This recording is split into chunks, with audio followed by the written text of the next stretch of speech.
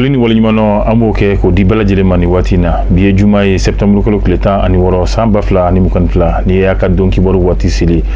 don kibaru kɔnɔna la an ka bakurubaw ye jamana ɲɛmaa ale yɛrɛ kɔni ye kolobokari kɛ ni a bɛ fɔ min ma semaine nationale de réconciliation n'o ye dɔgɔkun min dilen bɛ maliden cɛman ni musoman bɛɛ lajɛlen ma anw ka se ka don da kelen fɛ ka bɔ da kelen fɛ k'an tɛgɛw di ɲɔgɔn ma ka sabali ɲɔgɔn kɔrɔ ayiwa an bɛna an da don olu la an ka walawalali kɔnɔna la ka fara o kan min ye dɔgɔ firi Mali jamanadenw dɔw kɔni wulila k'u ka dɛmɛ k'o kɛ ka ɲɛsin Mali finitigiw yɛrɛ kɔni ma an bɛna an da don o fana la o fana tɛmɛnen kɔfɛ Mali marabolo ɲɛmaa n'o ye Kayita ye ayiwa ale ka tanikasegin senfɛ ka bɔ Kayi kana Bamakɔ i b'a ye maa dɔw kɔni binna u kan sira la n'o kɛra Jema Mala la an bɛna an da don o fana la walawalali la ka fara o kan an bɛ taa Mali kɔ kan fɔ nanzara jamanaw la kibaruya mun bɛ yen nɔ ka se ka olu fara Mali kɔnɔna kunnafoniw bɛɛ lajɛlen kan an b'a fɔ aw bɛɛ lajɛlen bisimila.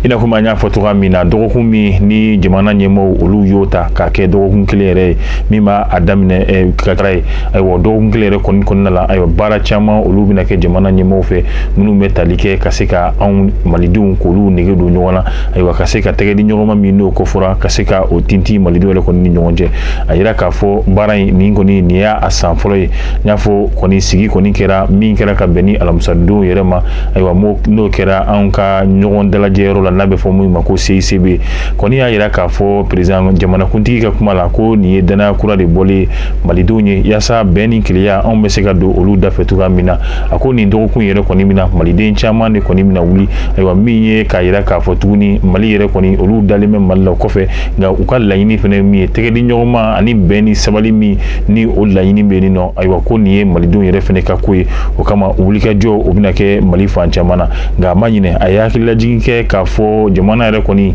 an bɛ waati min na a binna waati tɛmɛnw na bari ka d'a kan kɛlɛjugu min donna malidenw ni ɲɔgɔn cɛ ayiwa o kɛra sababu ye jamana yɛrɛ kɔni binna ayiwa i bɛna ye k'a fɔ halisa a y'a yira k'a fɔ malidenw yɛrɛ kɔni bɛ waati min na o de kama ka bɛn ni san 2019 ye ayiwa laɲiniw kɔni kɛra yaasa ka se ka walew kɛ wale min bɛ tali kɛ min ye ka se ka malidenw k'u negew k'olu don ɲɔgɔn na kokura tuguni min ye malidenw bɛ se ka don da kelen fɛ ka bɔ da kelen fɛ olu baara ninnu kɔni kɛra nka mun ye minisiri min bɛ nin baara ninnu yɛrɛ bɛɛ lajɛlen ɲɛma n'o ye Ismail Wake n'ale ka baara yɛrɛ fɛnɛ bɛnnen bɛ n'o ye tɛgɛnɔbila sɛbɛn min n'o kɛra Mali ale ni banbaci kɔrɔw ni ɲɔgɔn cɛ ka se ka olu lawaleya cogoya min na a fɛnɛ ye wele da a ye ɲinini kɛ ayiwa a y'a yira k'a fɔ nin wele ale ni nin ɲinini i b'a ye nin bɛɛ lajɛlen bɛ taa cɛfɛn na anw ka jamana ninnu kɔnɔ gɛlɛyaw bɛ yen nin nɔ an k'an jija an yɛrɛ ka kɛ an ka gɛlɛyaw fura ye o ka fisa anw ka bɔ ni an ka tɔɔrɔw ye président de la république a ye wele kɔni fɛnɛ da tuguni a ye wele da minnu n'o olu ye tɛgɛnɔbila kɛ n'a bɛ fɔ mun ma ko accord d'Alger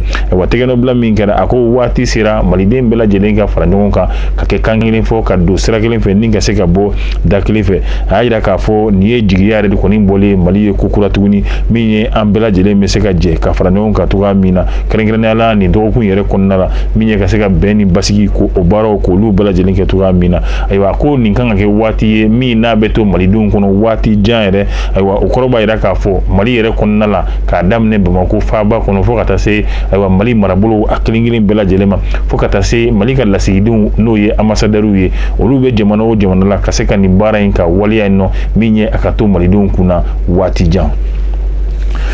Ka fara o kan an y'a fɔ dɔgɔfiri jamanadenw n'o ye malidenw ye olu kɔni bɔra taama la taama min n'a bɛ fɔ min ma ko manifestation pacifique ayiwa u ye dunun ale ni balaw k'olu ta kulonkɛw ka nisɔndiyaw kɛ bari ka d'a kan an bɛ waati min na bɛɛ b'a dɔn k'a fɔ banbaci kɛlɛ o kɔni o bɛ Mali yɛrɛ kɔni kɔnɔ a bɛ waati jan bɔ ayiwa Mali finitigiw olu bɛ wulikajɔ la min ye ka se ka dankari kɛ banbaciw la nka i b'a ye k'a fɔ finitigiw ka wulikajɔ kɔfɛ min ye ayiwa kɛlɛcɛ dunanw ye olu fɛnɛ bɛɛ bɛ anw fɛ yan nɔ ayiwa fo kana halisa gɛlɛya kɔni dɔ de bɛ ka fara kan ayiwa mɛ nin waati laban ninnu na a yira k'a fɔ malidenw y'a yira k'a fɔ ani Mali finitigiw ɲɛmaw ayiwa n'i y'a ye anw ka lafiya a bɛ bɔ anw yɛrɛ de la i b'a fɔ jamana ɲɛmaa yɛrɛ y'a fɔ a ka kuma kɔnɔ cogoya min na anw ka fɛɛrɛw ayiwa gɛlɛyaw ayiwa fɛɛrɛ kan ka sɔrɔ anw yɛrɛ de bolo anw de b'an ka fɛɛrɛ tigɛ o wulikajɔ min kɛra Mali finitigiw fɛ bi an b'a ye k'a fɔ o de na laban ni Mali dugu caman olu yɛrɛ kɔni sera ka bɔ banbaciw olu yɛrɛ kamankɔrɔ o kɛrɛnkɛrɛnnenya dɔgɔfiri i b'a ye ka bɛn ni kunu yɛrɛ ye an kɔrɔ n'o o ye alamisa don ye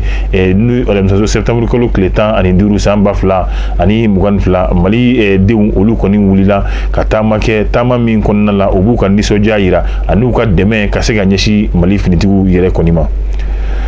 An y'a fɔ Kayi marabolo ɲɛma n'o ye gouverneur ye ale ka taa ni ka segin yɛrɛ kɔnɔna la a bɔtɔla Kayi n'a bɛna ale Bamako yɛrɛ kɔni fɛ ka bɛn ni n'o ye arabadon ye septembre kalo tile 14 san 2022 tileganfɛ nɛgɛ kanɲɛ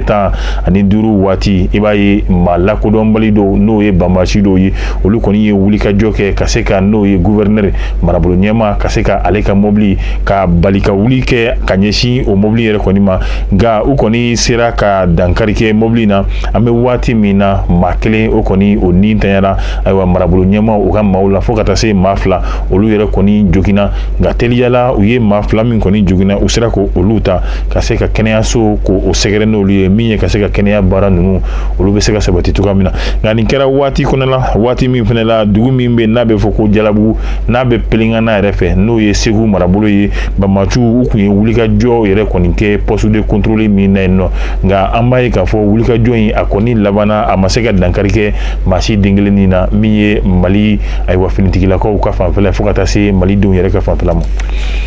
Ka bɔ yen an bɛ taa kɛrɛnkɛrɛnnenya la jamana kɔ kan an b'a daminɛ Côte d'Ivoire jamana la n'o o ye jamana ɲɛma Alassane Dramane Ouattara ko ni don nataw la ka bɛn ni septembre kalo tile 20 fo ka taa bila tile 26 la ko ni Ala sɔnna ma an bɛ kɛnɛ min kan n'o o ye diɲɛ kelenya tɔnba kɛnɛ yɛrɛ kan n'a bɛ fɔ min ma ko Nations Unies ayiwa kuma bɛna di n'o ye Côte d'Ivoire jamana ɲɛma yɛrɛ kɔni ma a yira k'a fɔ a ka kumaw a caman kɔni bɛna sɔn ka boli n'o ye kɛlɛ min bɛ diɲɛ kɔnɔ bi Ukraine ale ni Russie cɛ n'a kɛlen bɛ ka gɛlɛyaba yɛrɛ don jamana caman yɛrɛ kɔnɔna la ayiwa k'a bɛna i da don o kuma la ka fara o kan a ka finitigi 46 min ni olu bɛ Mali la yan bi ni olu yɛrɛ bɛ kɛlɛkɛla tɔnɔ kama n'a bɛ f'u ma ko mercenaires ayiwa olu ka minɛli min bɛ Mali la nɔ ko a ka kuma ninnu kɔnɔna la a bɛna se ka i da don o fana la ka fara o kan gɛlɛya min bɛ yen nɔ ka taa gɛlɛya yɛrɛ ma n'o ye sugu gɛlɛyaw ayiwa da la dumuni fo ka taa se mɔgɔɲafɛn wɛrɛw ma o gɛlɛya min bɛ yen ni a bɛ fɔ nɔgɔya yɛrɛ la ko changement climatique o kuma min fana bɛ sen na a n'o wale min bɛ sen na taabolo minnu kan ka ta a bɛna i da don olu fana la ni ka se ka walawalali kɛ faamuya ka sɔrɔ a la